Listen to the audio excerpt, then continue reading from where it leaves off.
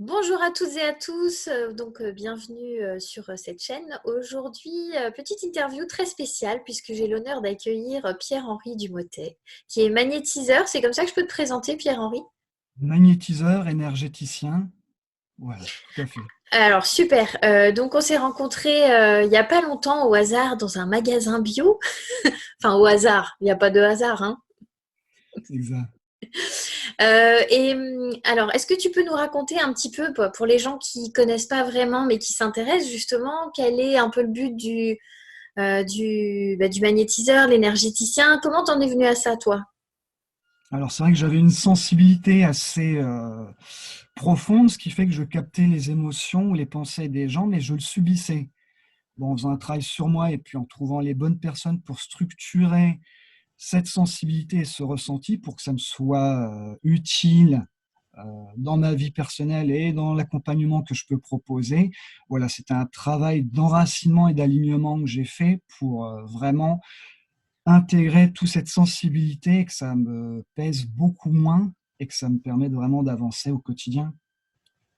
Donc, quand tu parles de sensibilité, tu fais référence aussi à des gens qui pourraient être hypersensibles, par exemple, parce que j'ai l'impression qu'il y en a de Absolument, plus en plus et les gens effectivement, considèrent où que c'est souvent un il y a défaut.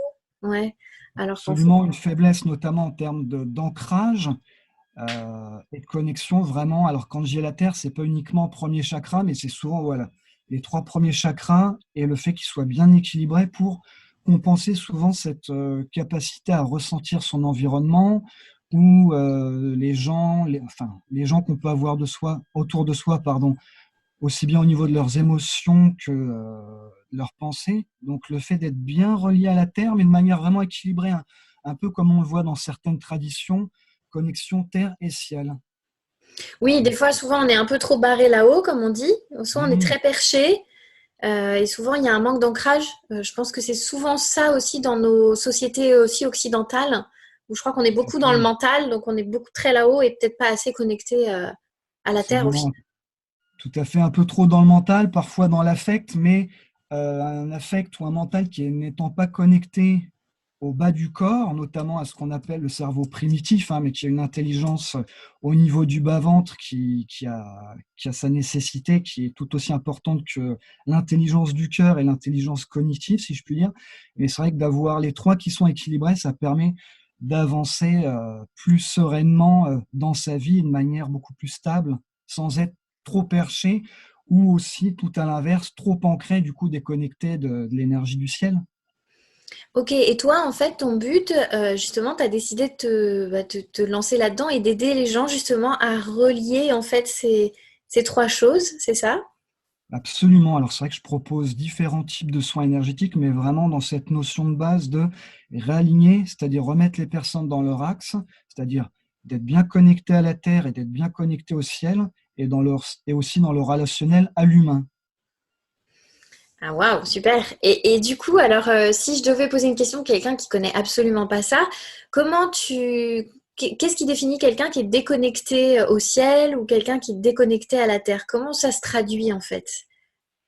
Alors, c'est quelqu'un qui serait trop dans l'émotionnel ou trop dans le mental, et c'est-à-dire souvent avec une énergie qui est essentiellement là-haut, et la personne a, comment dire, aurait une capacité. Ce que j'observe souvent, c'est que les gens ont un mental très fort, ce qui fait que toute l'énergie va être là-haut. Ils vont réussir à avancer, mais un peu en, comment dire, en allant la tête première dans le mur, s'il n'y a pas cette connexion à la terre, pour vraiment trouver une juste mesure. Parce que le problème, c'est que le mental a son intérêt, mais si on l'utilise euh, comment dire, au détriment du cerveau primitif, de ce qu'on appelle le hara au bas du corps, au niveau de l'affect, c'est vrai que c'est, comment dire, on monopolise une telle quantité d'énergie qu'à un moment, il y a un vide qui se fait en bas. Du coup, on peut être avec quelqu'un qui est beaucoup trop dans le mental ou beaucoup trop perché, avec effectivement une sensibilité sur tout ce qui est subtil, bien-être, mais de manière, comment dire, déséquilibrée sans avoir ce côté rationnel et Presque comme une analytique. fuite quelque part. Un peu comme une fuite, absolument. Et c'est vrai que souvent, il y a de manière inconsciente, il y a un fonctionnement qui fait que dès que c'est douloureux de redescendre dans la matière et dans le corps, moi, j'avais ce fonctionnement-là plus jeune, hein. J'ai appris à intégrer ce qui était le plus douloureux pour en faire un plus. C'est vraiment transformer ce qui était le plus douloureux euh, et comment dire, qui était une souffrance pour descendre dans mon corps, pour effectivement me permettre de l'épouser, si je puis dire, et en faire une force. Et du coup, d'avoir cette connexion terre et ciel. Alors ça, c'est Je ne sais pas intéressant ce si que j'ai bien tu dis. répondu à ta question. Ouais, c'est intéressant. J'ai une image de quelqu'un qui partirait en avant avec sa tête et il y a le corps qui suit pas derrière, tu vois. C'est ça, hein. C'est souvent la fuite en avant ou d'être soit complètement rattaché à l'arrière, mais pas dans l'instant présent. Et c'est vrai que le fait, c'est souvent souligné par un bon nombre d'énergéticiens ou magnétiseurs ou de philosophes, c'est cette importance d'être dans l'instant présent. Et tu vois, j'en parle, même moi, je veille à être dans cet instant présent, même si je ne le suis pas tout le temps, mais parce que je vois que mon mental a une tendance à se projeter ou à revenir sur le passé. Et du coup, dans ce mouvement vers l'avant ou vers l'arrière, on a vraiment une difficulté à être dans cet instant présent qui est primordial et puis qui permet aussi d'être bien dans son corps et dans cette qualité d'alignement. Ok, et du coup, les émotions là-dedans, parce que justement, donc quelqu'un qui serait trop dans le mental aurait tendance à fuir ses émotions. Les émotions donc qui Effectivement. seraient effectivement plutôt reliées à la terre, c'est ça, ou qui nous traversent. Comment tu peux traduire ça? Comment tu vois les choses de ton côté? Bah, effectivement, quelqu'un qui serait trop dans le mental pourrait se couper de ses émotions, les intellectualiser. Du coup, à vouloir à tout prix leur donner un sens, être dans un processus analytique où finalement, cette perte de contact avec ses émotions va le déconnecter aussi bien d'une partie de lui-même que de son environnement, aussi bien sur le plan humain que sur l'échange avec le végétal, le minéral et puis en l'occurrence l'animal. Et puis en fait le vivant tout simplement. D'accord. Donc c'est ce qui nous permet effectivement, comme tu disais aussi, d'être en lien les uns et les autres également. Tout à fait. Ok. Et comment tu procèdes toi justement dans le faire un travail avec toi? Est-ce que c'est long? Est-ce qu'il y a des choses à faire? Comment ça se passe un petit peu? Est-ce que tu peux nous expliquer? Oui. Alors en fait, je me branche, la personne n'a pas forcément besoin de me dire ce pourquoi elle fait appel à moi. Durant la séance, je vais me brancher sur ces structures énergétiques pour voir et ressentir ce qui ressort comme étant essentiel dans l'ici et maintenant, dans la séance euh, de la journée, de voir ce qu'il est nécessaire de renforcer, d'équilibrer, voire de nettoyer. Alors quand je dis nettoyer, purifier, c'est pas dans un sens qu'on peut voir souvent dans le milieu énergétique, c'est qu'il n'y a rien de mal dans la personne, c'est juste que parfois on est englué dans des fonctionnements mentaux, émotionnels, énergétiques, et le fait de se désencombrer, un peu comme si on nettoyait une pièce. Ça permet d'y voir plus clair pour le coup et d'enlever certains filtres qui font que on va avoir une perception de soi ou de l'extérieur, notamment des autres, qui est altérée. Ce sera une perception de son environnement ou de soi-même qui sera altérée par le biais de ces filtres qui sont des pollutions émotionnelles ou autres, ou mentales. Donc Et tu apportes une clarté en fait quelque part, plus de clarté. absolument plus de clarté. L'idée étant aussi de remettre les gens dans leur axe, mais en respectant, si je puis dire, leur constitution, leur structure énergétique. L'idée, c'est voilà, c'est de s'adapter à la personne que j'ai en face de moi en fonction de sa structure énergétique, parce qu'on a, si je puis dire, dans les grandes lignes, on est un peu tous calibrés de la même façon, mais il y a certaines subtilités d'une personne à l'autre, et c'est aussi respecter cette subtilité qui fait aussi la richesse de chacun et de chacune.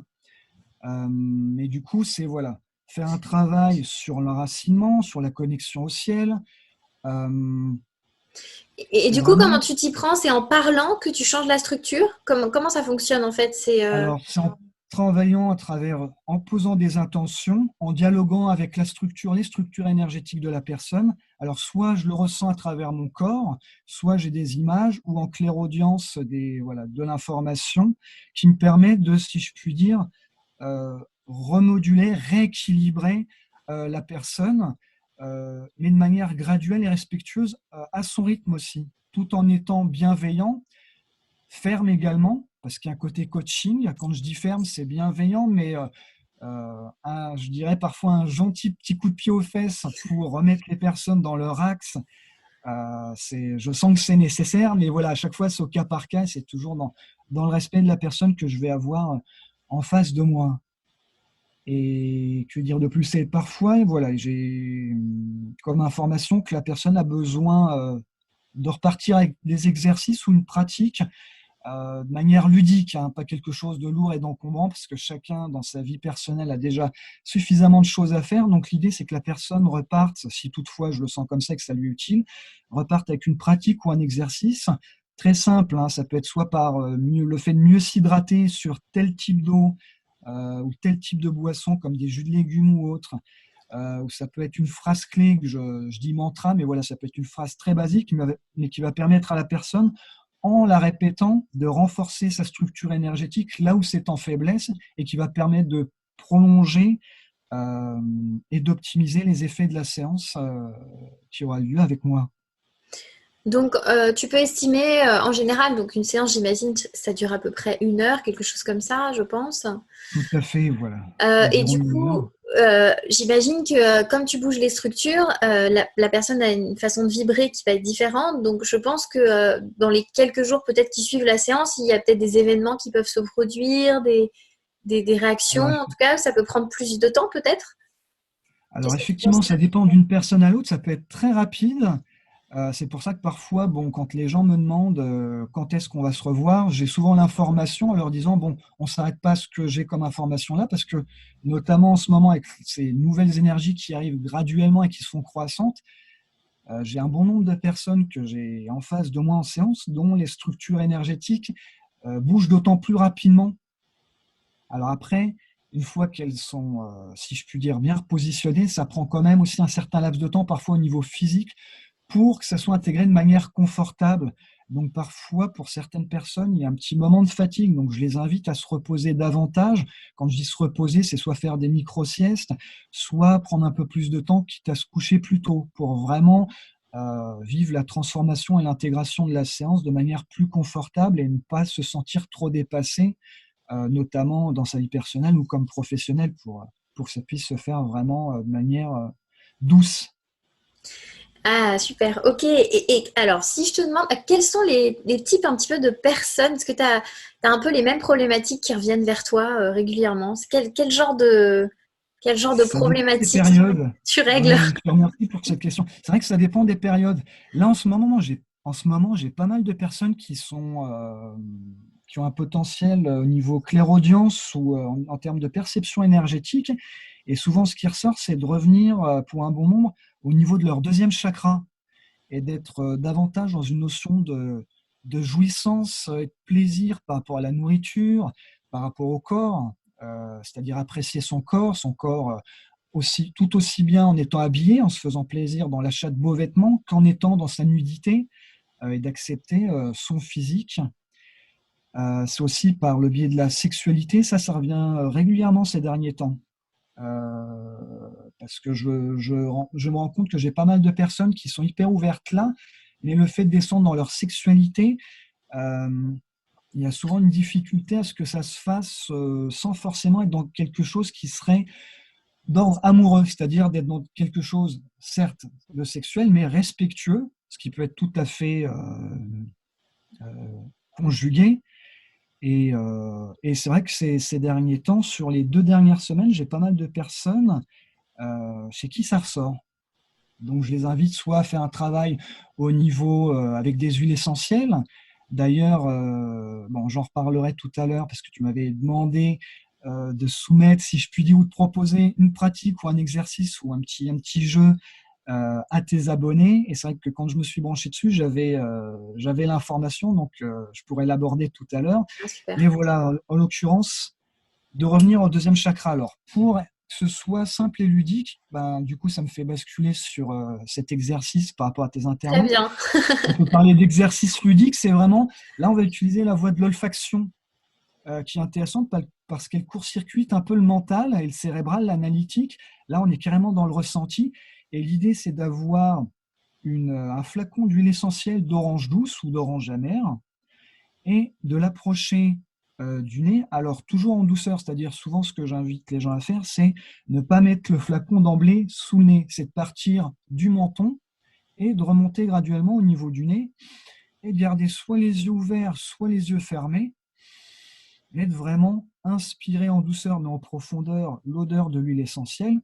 Et ça va permettre, à travers l'information et l'énergie et l'odeur de cette huile essentielle qui est l'orange douce, de retrouver du plaisir, de la joie et un côté ludique à être dans son corps et à se replacer dans son deuxième chakra, sans renier les autres niveaux de perception et d'intelligence, hein, mais du coup de les reconnecter dans leur ensemble à ce deuxième chakra qui a besoin d'être, euh, mis en mouvement, d'être nourri et puis d'être bien connecté aux autres chakras. Ce qui est souvent un peu hein, ce que j'observe chez un bon nombre de clients, même de praticiens qui sont axés bien-être, aussi bien en naturopathie qu'en énergéticien, médiumnité.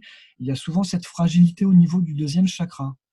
Et c'est donc de pouvoir y revenir, mais dans une notion de douceur et de quelque chose de ludique. Et pour en revenir à cette chaîne. Ah, alors attends, il y a une petite coupure. Tu vas revenir, je pense.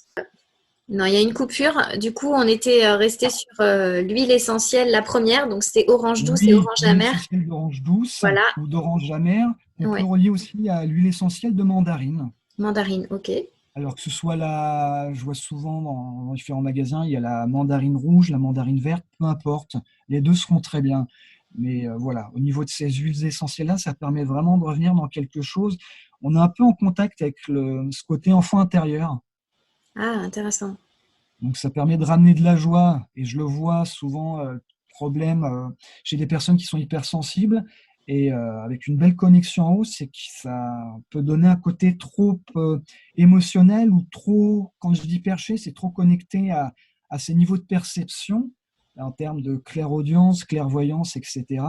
Et le fait de bien revenir au niveau du deuxième, ça permet vraiment, je parlais de connexion tertielle, ça va permettre vraiment de retrouver un ancrage, mais dans la douceur, parce que trop souvent, quand on parle d'ancrage, on va le rattacher à des choses Ouais. qui, par rapport à l'ensemble des structures énergétiques, est beaucoup trop violent, type tourmaline noire, patchouli ou des huiles essentielles qui sont, qui vont connecter euh, au premier chakra et voir des chakras qui sont sous les pieds, voire un peu plus en deçà du corps humain, et qui en fait, pour des personnes qui ont généralement ce type de sensibilité, c'est trop violent. C'est comme si on faisait passer quelqu'un du 6e étage au rez-de-chaussée, voire au sous-sol, bon, j'exagère, en une microseconde. Donc l'idée, c'est effectivement de pouvoir faire ce mouvement à travers ces différents chakras, mais c'est vrai que le deuxième chakra, pour ce côté beaucoup plus souple, arrondi et d'adaptation, sera plus intéressant que travailler avec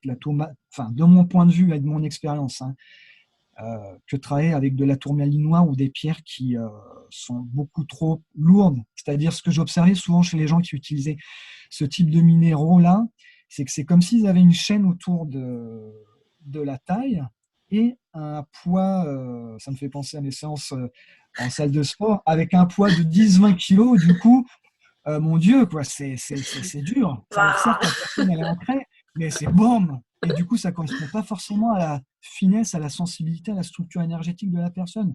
Sans négliger que de temps à autre, c'est bien de faire un petit travail d'ancrage plus profond avec ce type de pierre, mais pas de manière continuelle. C'est vraiment de manière ponctuelle. Mais de manière Hmm. continuelle, ce sera plus agréable avec soit des minéraux de couleur orange, ça peut être des cornalines, des agates orangées, et j'en passe. Mais voilà, des pierres avec une tonalité orange, voire orange pastel. Et puis les huiles essentielles que j'ai citées tout à l'heure. Ok, super. Donc, ils peuvent respirer plusieurs fois dans la journée, Oui, en fait, à la demande. absolument. Tout à fait. Et c'est pas mal d'avoir son petit flacon d'huile essentielle dans son sac ou autre, mettons dans les transports en commun. Soit on met quelques gouttes sur son mouchoir et puis ça permet de humer, de sentir l'odeur discrètement, mais ça permet aussi, notamment dans le métro, pour les personnes qui prennent les transports en commun, où parfois c'est assez pesant et assez chargé, ça permet voilà, que ce soit d'être bien enraciné, mais que ça se fasse de manière un peu plus douce et d'être un peu moins, touché par le stress ambiant des transports en commun. Mais effectivement, d'avoir son flacon dans son sac et de pouvoir le sentir une ou plusieurs fois par jour, c'est un petit plus, effectivement, pour revenir dans la douceur au niveau de son corps et de ce fameux deuxième chakra. Merci pour ces petits conseils. Je pense qu'ils seront effectivement très utiles.